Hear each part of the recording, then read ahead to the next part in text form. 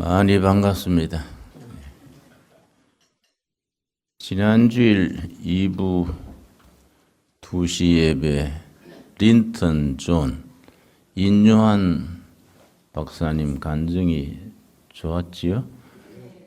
그 아주 유튜브에도 올렸더니 조회수가 10만 가까이 넘습니다. 못 들으신 분들은 유튜브에 둘의 교회를 치시거나 둘의 김진홍 한글로 쳐도 됩니다. 유튜브에 둘의 김진홍 치시면 인요한 목사님 간증이 즉각 나옵니다.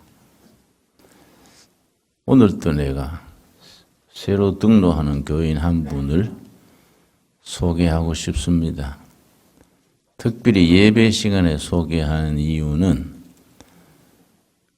화장품 회사 사장님이신데, 여러분 꽃을 든 남자 그런 화장품 기억나세요?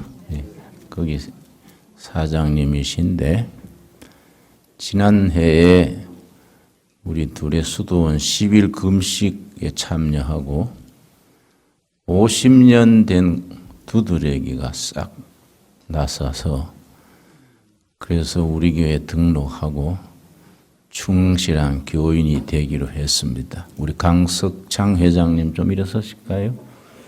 예, 뒤로 한번 돌아서서 얼굴 보이게. 예, 뜨거운 박수로 환영합시다. 예. 감사합니다. 혹시 여러분 중에 아토피나 두드러기 있으면 금식 참석하시기 바랍니다. 예. 저도 여기 들어오기 전에는 역류성 식도염으로 4, 5년간 아주 고생했었는데 서울대학 주치의가 목사님은 체질인 것 같아요. 막 고치는 거 포기하시고 조심하고 사십시오 했는데, 그러니까 여기 들어와서 그다음 2012년 1월 달에 열흘 금식하고 씻은 뜻이 났더라고요. 기도와 금식이 하나님이 역사하시는 힘이 있습니다. 우리나라 경제가 앞으로 상당히 어려워질 것 같습니다. 그러고 교회도 많이 침체될 것 같습니다. 그리고 오늘의 말씀은 이 나라의 경제 살리고 나라의 활력을 되찾고 교회도 새롭게 뻗어나갈 수 있는 길을 위해서 요셉 같은 지도자가 필요하다. 그런 생각에서 요셉을 주제로 오늘 말씀을 나누겠습니다. 뉴질랜드라는 나라, 핀란드라는 나라, 또 영국도 좀 그렇습니다만은 지금 우리나라 경제처럼 많이 기울어진 때가 있었습니다. 근데 그 새로 뽑힌 지도자들이 아주 정책을 잘 세웠습니다. 우리가 요셉을 묵상하는 것은 그 사람이 탁월한 경제 정책이 그 시대에 많은 사람을 살렸으니까 이 경륜과 정책이라는 게 참 중요합니다. 그런데 뉴질랜드, 핀란드, 영국의 경우는 4가지를 조치했습니다. 나라 경제가 뿌리채 흔들릴 때 첫째는 공무원을 줄였습니다. 뉴질랜드 같은 경우는 3분의 1을 줄여버렸습니다. 그리고 규제를 확 풀었습니다. 뭐 하지 말라는 거 확 풀어버리고, 세 번째, 기업하기 좋은 풍토를 만들어서 기업가들의 사기를 높였습니다.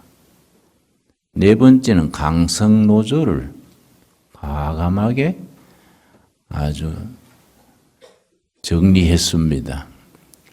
영국에서 그렇게 한 분이 대처 수상인데 강철 여인이라 그러지요. 그때 노조가 얼마나 강했든지 정부가 노조를 당해낼 수가 없었습니다. 정권마다 노조 때문에 정권이 흔들리고 교체되고 했는데 대처 수상이 노조 대모대를 기마대를 보내가지고 인정사정 없이 돌파해가지고 해산시켰습니다. 노조 대표들이 대처 수상 접견실을 찾아가서 기마대를 보냈다고 항의를 하니까 대처 수상이 뭐라고 했냐면은 잘못했네요. 다음에 한 번 더 그러면 탱크를 보내겠습니다.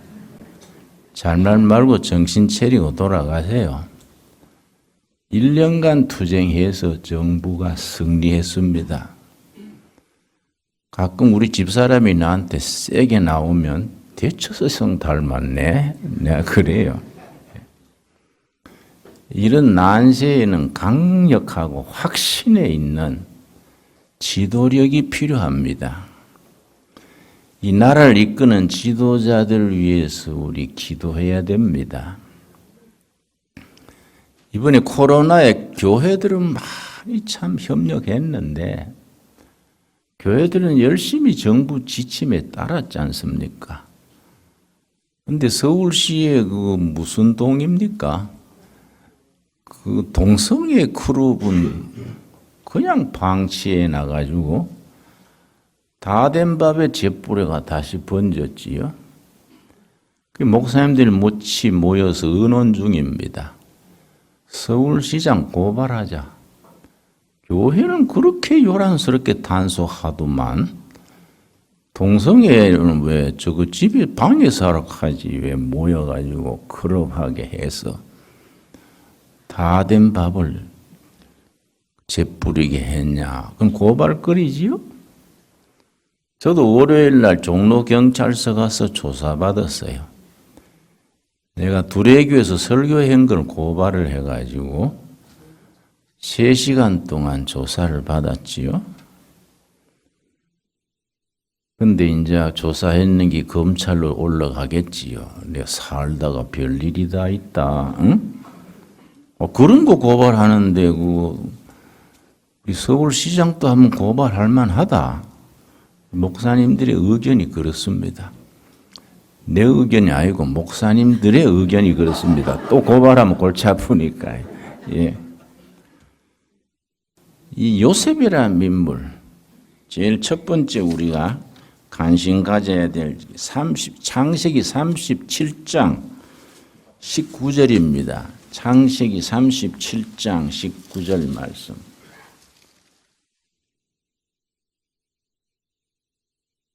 어려서부터 요셉의 별명이 있습니다. 이 별명이 평생 따라간 겁니다. 창세기 37장 19절 서로 이르되 꿈꾸는 자가 오는도다. 꿈꾸는 자가 영어 성경에는 드리머 꿈쟁이가 오는도다. 요셉의 일생은 꿈과 깊은 관계가 있습니다.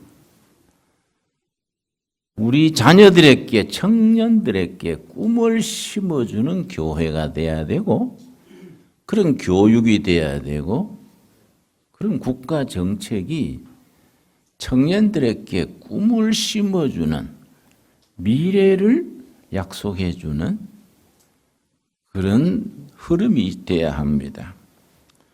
그 요셉이 형들한테 팔려서 애굽의 종으로 끌려갔습니다. 39장 2절입니다. 39장 2절 말씀. 형들이 아버지의 사랑을 독차지하는 요셉을 시기해서 애굽의 종으로 팔았습니다. 은 20냥 받았지요. 예수님도 제자의 배반으로 팔렸는데 그때는 은 30냥입니다. 값의 차이가 있는 것은 세월이 흘러서 인프라가 된 거지요. 예. 그 요셉과 예수님이 닮은 점이 많습니다. 그래서 요셉을 구약의 예수, 작은 예수 그렇게 부릅니다. 요셉은 형들한테 팔렸고 예수님은 제자에게 팔렸고 요셉은 죄 없이 감옥에 들어가서 한 번 들어가면 죽어 나오는 감옥에 들어갔습니다. 예수님은 십자가에 죽으셨습니다. 요셉은 꿈풀이를 잘해서 종신죄수가 제상에 올랐습니다. 그건 예수님이 무덤을 깨치시고 부활하신 거에 비유합니다. 요셉은 탁월한 경제 정책으로 7년 불황을 극복하고 만인을 구했습니다. 예수님은 많은 사람을 구원하는 메시아, 구세주가 되셨습니다. 그 여러 가지 점에서 요셉과 예수님을 비유하는데 또 한 가지 닮은 점은 요셉의 일생이 창세기 후반에 나오는데 요셉은 실수, 약점이 한 가지도 없습니다. 그건 흠없으신 예수님과 닮은 점이다. 그렇게 얘기합니다. 창세기 39장 2절 여호와께서 요셉과 함께 하심으로 참 이상하지요? 저는 모태신앙고 어려서부터 창세기를 읽으면서 초등학교, 중학교 때 늘 이 말씀 읽으면 의문이 생겼습니다. 하나님께서 요셉과 함께 하셨으면은 형들한테 안 팔리게 해주고 감옥에 안 가게 해주셔야 함께 하시는 것이지 가만두고 형들한테 팔려 노예로 가게 하고 죄 없이 감옥에 갔는데 함께 하심으로 이상하지 않습니까? 내가 어머니한테 그래 물었더니 니는 왜 성경을 자꾸 깐죽깐죽 따지냐? 무조건 믿어야지. 그래서 어머니 믿으려고 하는데 사리가 맞아야 믿지요. 어머니한테 꾸지람 들었어요. 좀 이상하지 않습니까? 함께 하시면 안 팔리게 하고 지옥도 안 가게 해야지. 당할 거 다 당한 뒤에 함께 하심으로 하나님은 뒷북 치시는 하나님인가? 39장 2절 우리 한번 같이 읽겠습니다. 여호와께서 요셉과 함께 하심으로 그가 형통한 자가 되어 그의 주인 애굽 사람의 집에 있으니 요셉이 종으로 팔려갔는데 만사가 형통했다. 만사 형통 아시지요? 형과 동생이 얘기하는데 형이 동생한테 물었습니다. 야, 너 성경에 만사 형통이 뭔지 알아? 그 형 뭐인데? 그러니까 만사가 형을 통해서 하라 이 말이다. 그래서 그건 만사 형통 아니고 하나님께서 다 안 될 것도 되도록 풀어주시는 겁니다. 만사가 형통케 하느라. 여러분 코로나니 경제위기는 어렵더라도 우리 둘의 가족들은 형통하게 되기 바랍니다. 예. 주님을 통해서 형통이지요. 형을 통해서가 아니고. 자, 5절 말씀. 그가 요셉에게 자기의 집과 그의 모든 소유물을 주관하게 한 때부터 여호와께서 요셉을 위하여 그 애굽 사람의 집에 복을 내리심으로. 참 이상하지요? 그 보디발은 그 궁중의 경호실장격입니다. 하나님 모르는 사람인데 요셉 때문에 그 집안에 복을 주신 거지요. 요셉으로 인해서 그 집안이 복을 받은 겁니다. 여호와의 복이 그의 집과 밭에 있는 모든 소유에 미친지라. 이 참 중요합니다. 하나님이 복 주시는 한 사람이 가면 그 직장, 그 가문, 그 교회 전체가 복을 공유하게 되는 겁니다. 우리 그런 복을 지고 다닐 수 있게 되기 바랍니다. 말레이시아에 아주 유명한 세계적인 실화가 있습니다. 말레이시아는 이슬람 국가거든요. 이슬람 국가에 한 진실한 크리스찬 아가씨가 세컨드로 들어갔습니다. 들어가 보니까 이슬람은 처가 4명까지 허락되니까 이 사람 진실한 크리스찬이에요.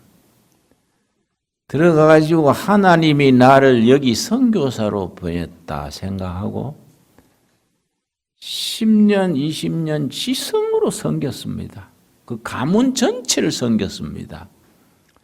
20년 뒤에 그 이슬람 가문 전체가 크리스찬으로 바뀌었습니다. 세계적인 일합니다. 한 사람의 정성, 요셉과 같이 하나님이 형통케 하는 하나님의 복을 받은 한 사람, 시대를 바꾸고 역사를 바꾸고 집안을 바꾸는 겁니다. 또 기업을 바꾸고 교회를 변화시키는 겁니다. 우리 자녀들, 우리들이 그런 복을 받게 되길 응답받기 바랍니다. 20절 말씀. 이에 요셉의 주인이 그를 잡아 옥에 가두니 그 옥은 왕의 제수를 가두는 곳이었더라. 요셉이 옥에 갇혔으나 왕의 제수란 말은 반체제 인사를 말합니다. 왕실을 반대하는 역적질하는 왕의 제수, 반체제 인사. 그 시대에 그 감옥에 들어가면 그 왕이 죽어야 석방됩니다. 그리고 평생 늙어 죽는 거지요. 그런데 21절 우리 한번 같이 읽겠습니다. 여호와께서 요셉과 함께 하시고 그에게 인자를 더하사 간수장에게 은혜를 받게 하시매 그렇게 살아서 나올 수 없는 감옥에 들어갔는데 함께 하셨다. 참 읽을수록 깊이가 있습니다. 오늘 이 어려운 시대에 하나님께서 우리와 함께 하실 줄 믿습니다. 요셉과 함께 하셨던 하나님이 지금도 살아계시는 거예요. 지금도 우리와 함께 하시니까 우리가 하는 일이 다 형통하고 하나님이 주신 복을 세상에서 펼칠 수 있게 되기 바랍니다. 자, 41장 37절. 41장 37절. 그 꿈으로 인하여 요셉이 왕 앞에 서서 왕의 꿈을 해몽을 했지요.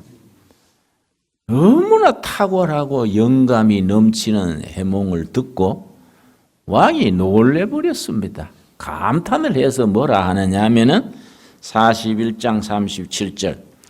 바로와 그의 모든 신하가 이 일을 좋게 여긴지라. 바로가 그의 신하들에게 이르되 이와 같이 하나님의 영에 감동한 사람을 우리가 어찌 찾을 수 있으랴.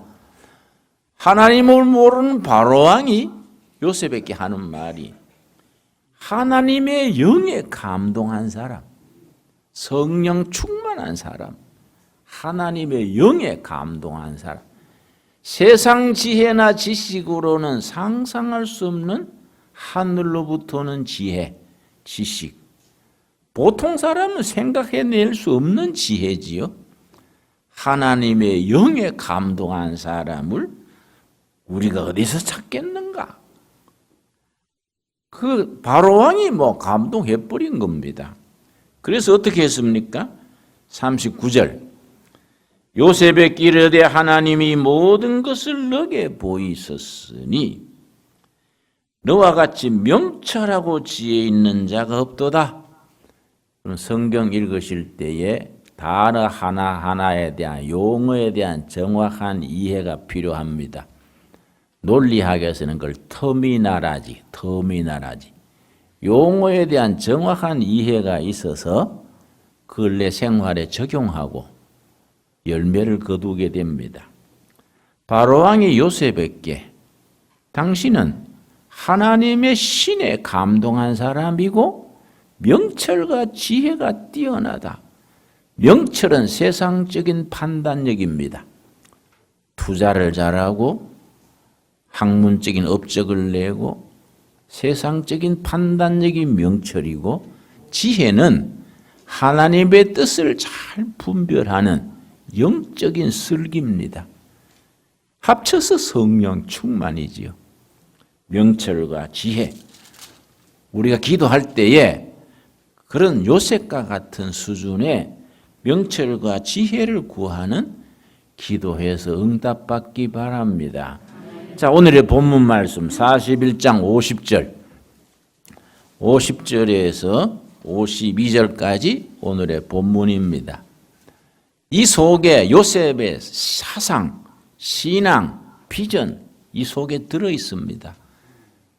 신학자로 말하자면 요셉이 탁월한 신학자고, 사상가로 말하자면 참 뛰어난 사상가지요. 50절, 흉년이 들기 전에 7년 흉년을 앞두고 요셉에게 두 아들이 나되 곧 온의 제사장 보디베라의 딸 아스낫이 그에게 낳은지라. 이제 30대 제상이 된 뒤에 결혼을 했는데 아들을 둘 낳았습니다. 그런데 아들 이름을 붙인 거기에 요셉의 신앙, 사상, 신념이 들어 있습니다. 51절, 요셉이 그의 장남의 이름을 므낫세라, 큰아들을 므낫세라 했습니다. 므낫세라 하였으니 하나님이 내게 내 모든 고난과 내 아버지의 온 지비를 잊어버리게 하셨다 하미요. 이거는 과거 청산입니다. 형들한테 팔린 거, 죄 없이 감옥 간 거, 그 상처임 상처. 그 마음의 상처가 자라서 큰 병이 됩니다. 그걸 심리학에서는 트라우마, 마음의 상처가 이게 우울증에 걸리고 신경쇠약 걸리고, 동양적으로 한국적으로 한을 품는 거. 한이 병이, 골수의 병이 됩니다. 그런데 나로서는 잊을 수 없는 참 원한인데 하나님이 잊어버리게 하셨다. 은혜로 잊어버렸다. 이게 므낫세입니다. 므낫세. 하나님이 내 과거의 상처와 아픔과 고난의 시절에 얻은 모든 트라우마, 한을 하나님이 잊어버리게 해주셨다. 감사합니다. 이 므낫세예요. 므낫세. 과거 청산.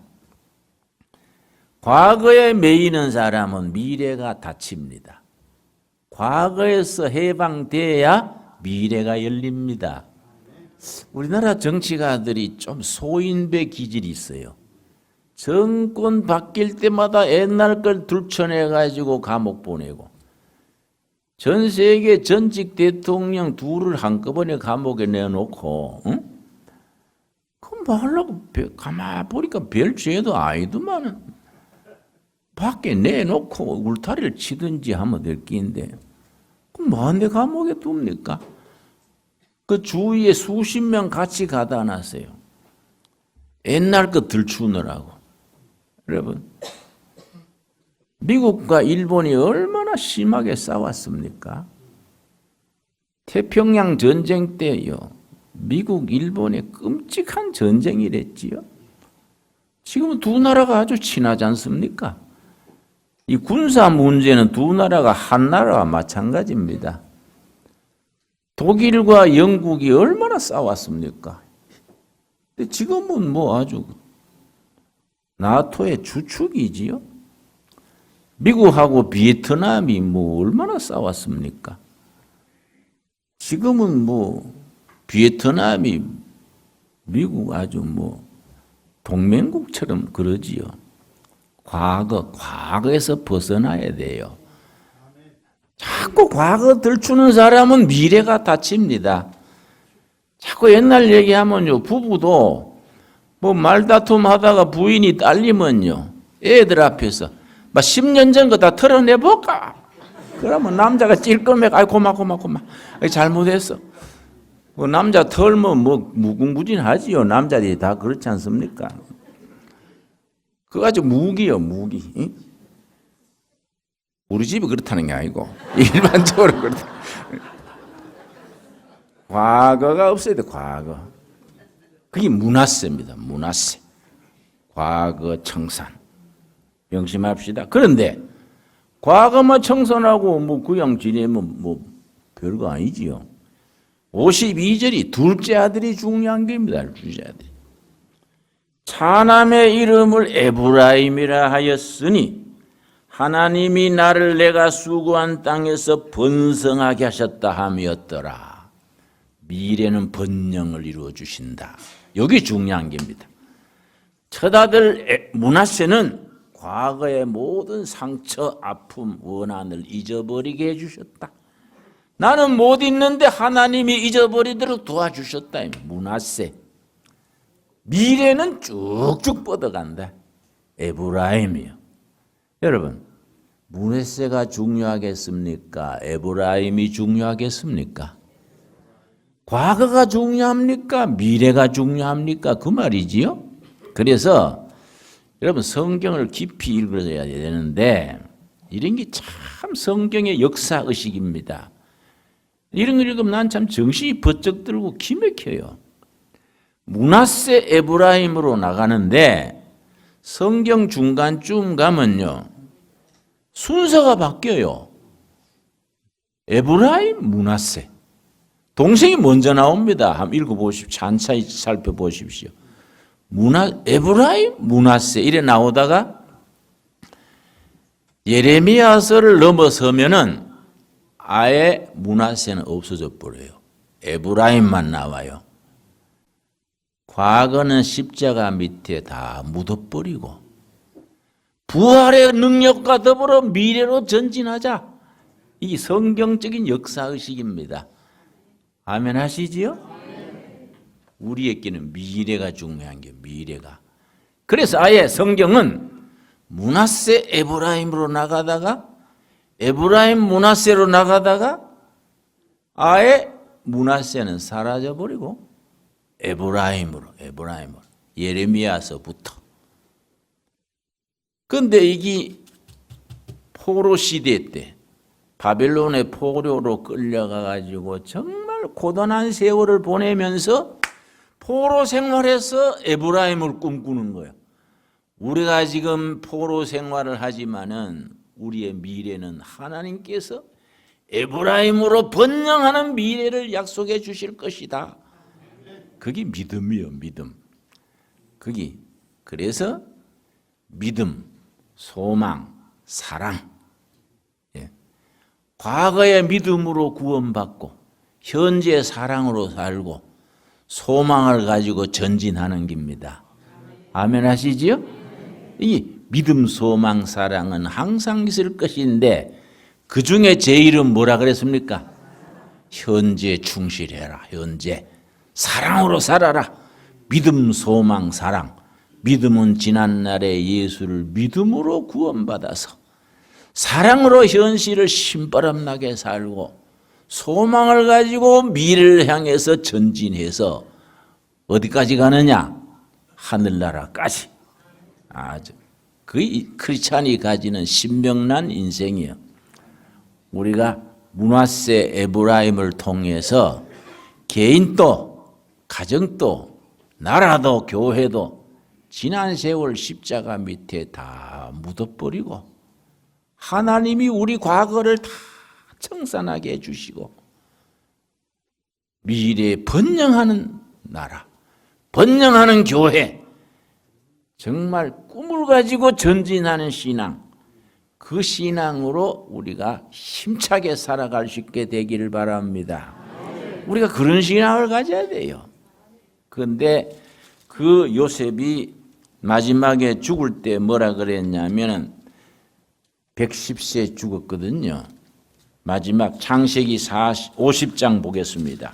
창세기가 50장까지 나옵니다. 마지막 장인데 요셉이 죽기 전에 창세기 50장 25절. 자, 24절부터 봅니다. 요셉이 그의 형제들에게 이르되 나는 죽을 것이나, 지금 숨 거두는 자리에서 몇 살 때라고요? 110세. 110세 때 숨을 거두면서 하나님이 당신들을 돌보시고 당신들을 이 땅에서 인도하여 내사 아브라함과 이삭과 야곱에게 맹세하신 땅에 이르게 하시리라. 그게 400몇 년 뒤에 이루어진 일인데 먼저 얘기하는 게 400년 뒤에 일어날 일을 예언하는 겁니다.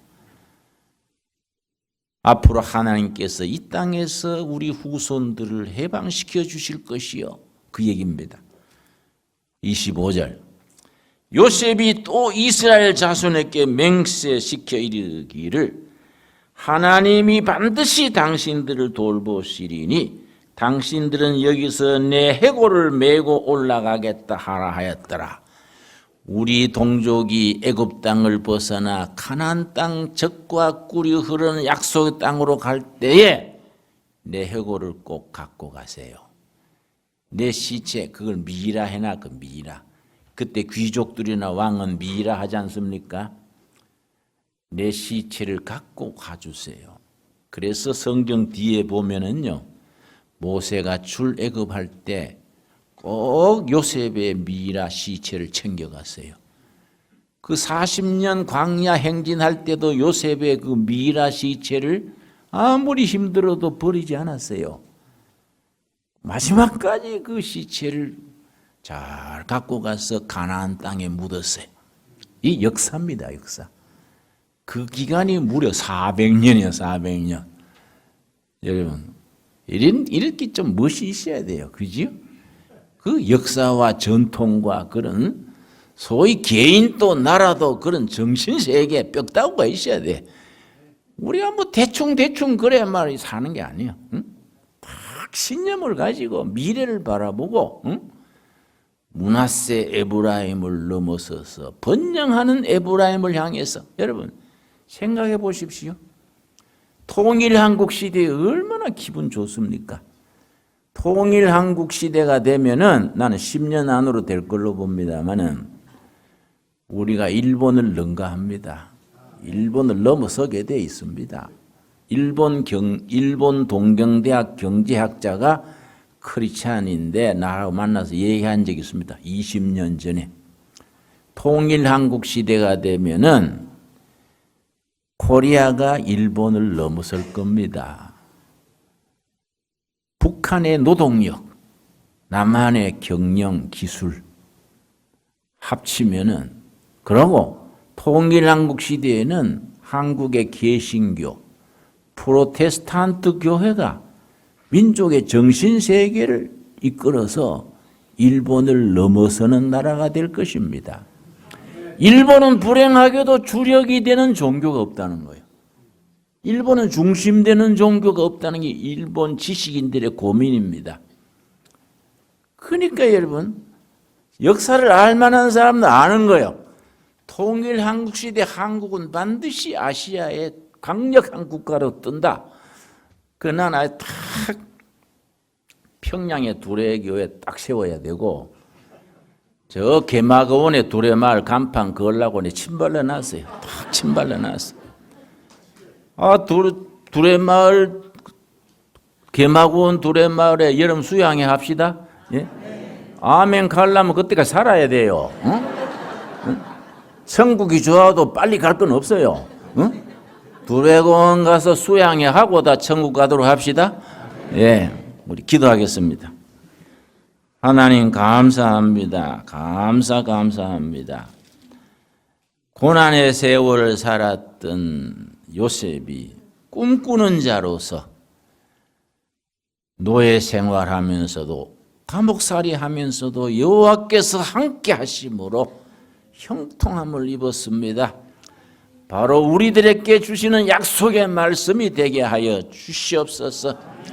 요셉이 하나님의 영에 감동한 사람이었다고 세상 왕이 인정했습니다. 저희가 무슨 물질을 구하지 않습니다.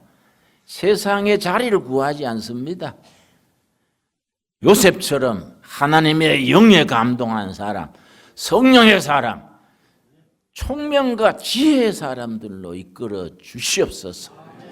지난 세월에 부끄러운 것도 자랑도 상처도 아픔도 다 십자가 밑에 묻어버리는 므낫세 우리가 되게 하시며, 미래는 통일한국 시대의 최고의 교회, 둘의 교회, 최고의 나라 대한민국, 온 세계에 빛을 발하는 한국 교회가 되는 꿈을 주시옵시고, 그대로 이루어질 때까지 우리가 신명나게 전진하게 하옵소서. 에브라임의 신앙으로 튼튼히 서게 하여 주시옵소서. 믿습니다. 믿고 예수님 이름 받들어 기도드렸사옵나이다. 아멘. 감사합니다.